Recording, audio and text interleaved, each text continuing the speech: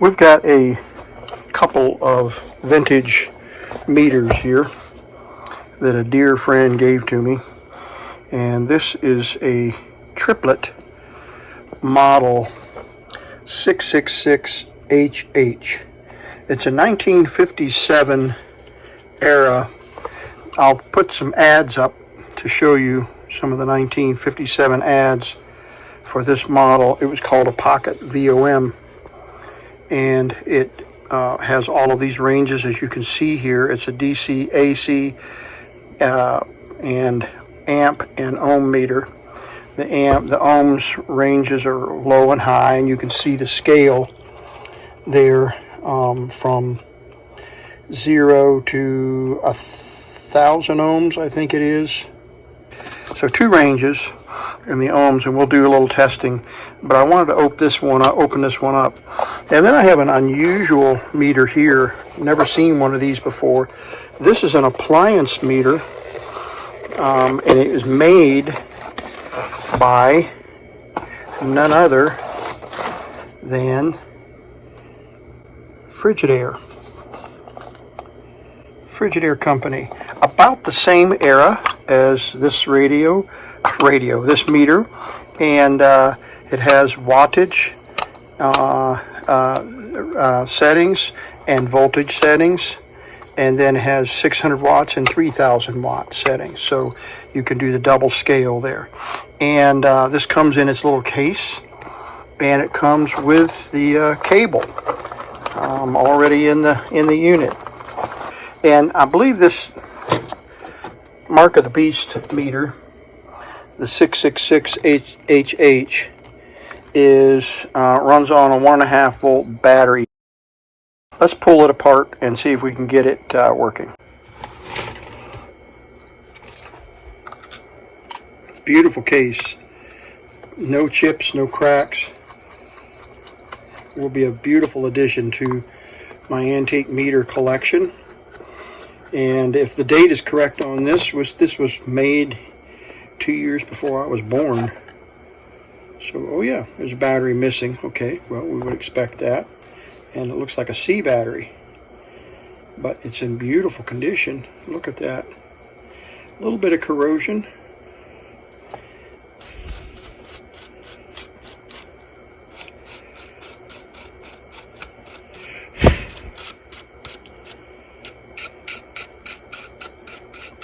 And a little bit of corrosion on a couple of these caps, but let's put a battery in this. I don't know what the polarity is. It doesn't say, does it, anywhere? Well, I would imagine this is the center terminal and this is the edge of the battery. So let's get a 1.5 volt C battery out of the collection here. Yeah, so we've got a edge and a tip. So let's see what this does.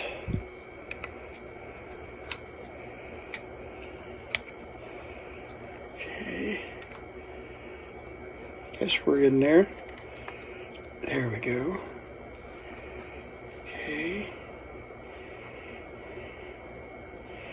And we will put our common lead and volt ohms. Let's just set that right back in there temporarily. Get our leads. And let's see if our ohm meter works. The meter should peg when we switch it to ohms. And it does. Now let's say if we can go to 0, and we can. Look at that. Okay, low. Okay, we got a setting. All right, we're on low ohms, and I don't know what this resistor is. 300 ohms. I don't remember. Brown, black.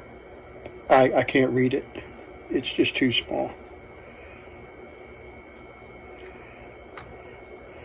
Okay, let's set the ohms to 0, and there we go. So you can get the glare off. And let's hook it up. It says we're set on high, so we're at 4,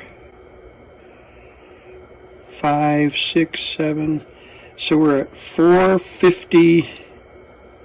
See, 4, 5, 6, 7, 8, 9, 10.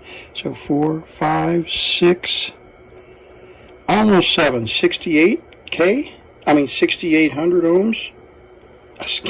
680 ohms. 680 ohms. All right, 680 ohms. Let's see if that's even close. Let's put it into another meter.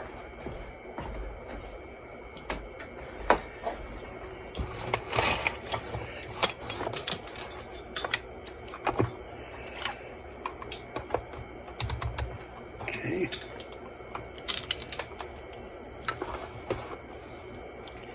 $680 ohms.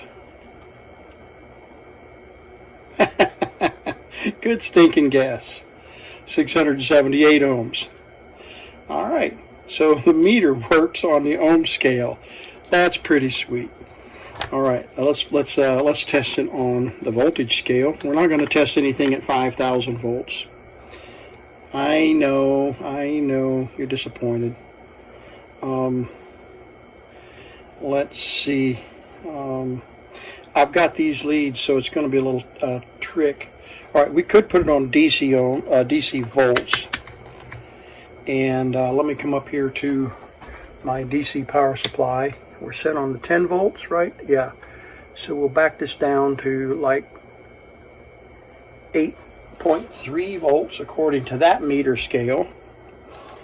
And let's see, get the polarity correct. And let's see if we can get it to read 8 volts. See the bottom scale there, DC?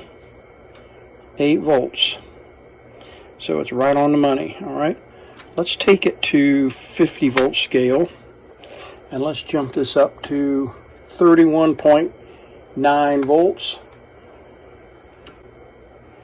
And we're right at the 30 mark there, you can see it. So pretty accurate, pretty accurate. We're not perfectly on the 0 scale, and we could adjust that if I can find a non-magnetic screwdriver. Here we go. We could adjust that just a little bit.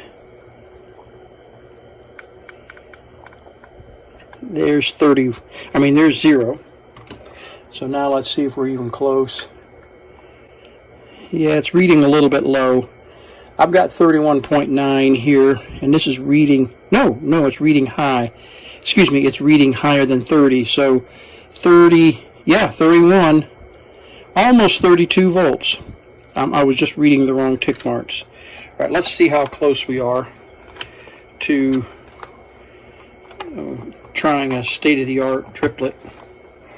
And let's see how close we are to 32 volts.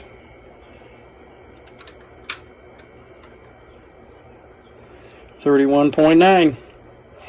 Okay, so the DC works, and we could get regular meter leads.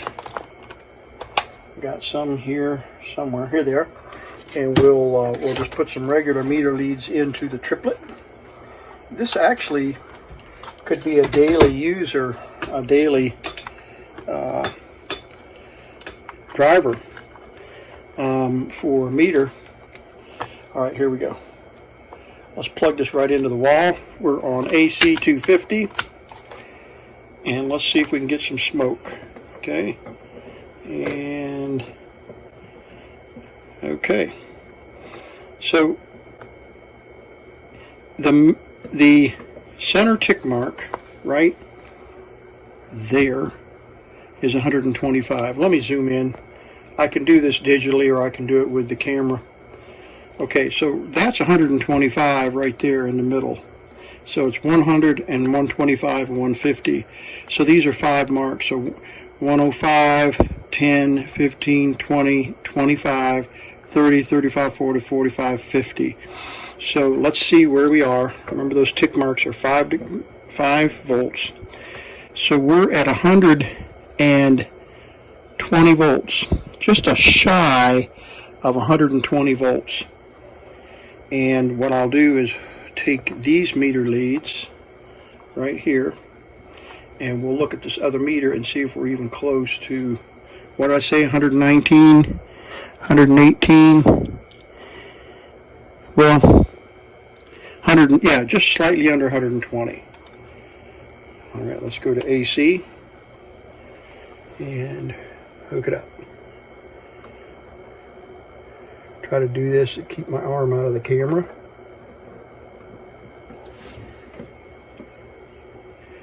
121. So that's what this says. This is 120. Yeah, you couldn't get much more accurate with an analog meter than that. So we're reading 121 volts, and we've got 121 volts, or 120 whatever here. So way, very, very accurate. So happy with that. So this meter is a real jewel, and will be one of my favorites for sure, because of the accuracy and that it's working with a 1.5 volt battery. So Tripplet did a good job with this. This sold, I think you saw in the catalog, for about $29, $28 in 1957. So I can't imagine you guys could do the math and figure out what that cost back in the day. And we've got some LEDs here, and it's a 3.2 volt LED.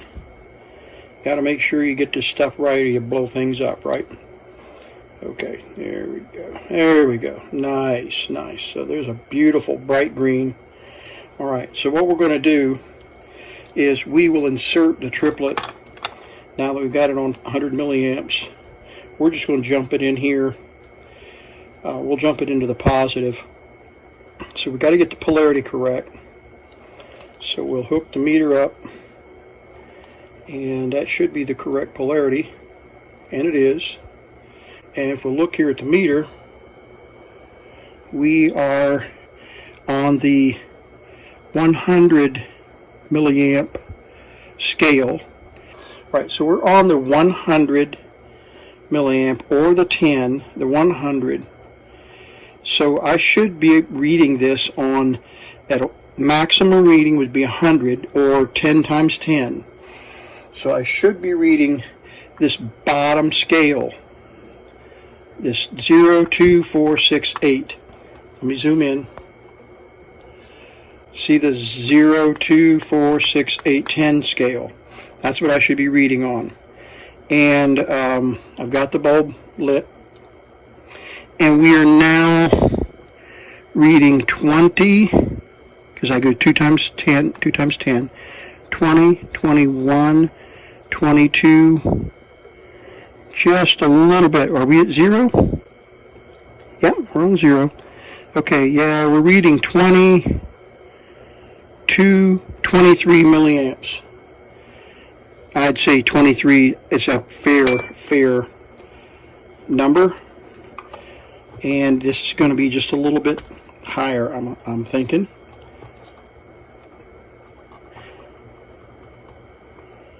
Let me zoom out.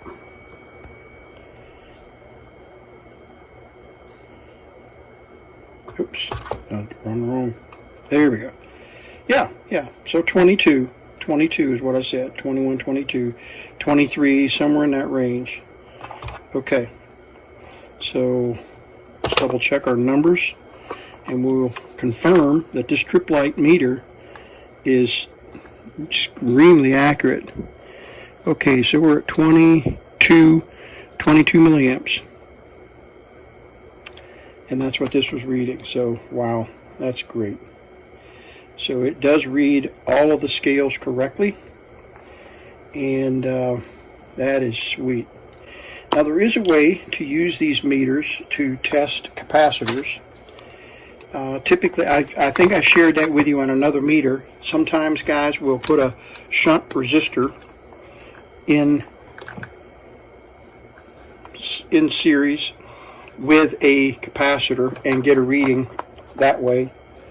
But there were plenty of capacitor meters out there in circulation, and I've got several here. You can see at that time, about that same era, we've got the Sprague Telemic, and that's the biter. I call that the biter. I've been shocked on that several times because I forget to discharge caps. And then there's another ICO cap comparator, and it's another really nice cap meter. So and then we've got the modern stuff, cap testers here, and of course we've got the really nice one. What I do with it, it's laying around here somewhere. There it is, the capacitor wizard. But here's the latest project I've got on the bench, trying to get this TV to work. I've got some caps going in there, and I've replaced some old caps here. So in any case, I think we've got a real sweetheart of a triplet. Mark of the Beast 666HH model. So that's a great find. And we will turn it off, put the screws back in it, and it'll have a battery in there, and we can use this meter to do some further tests.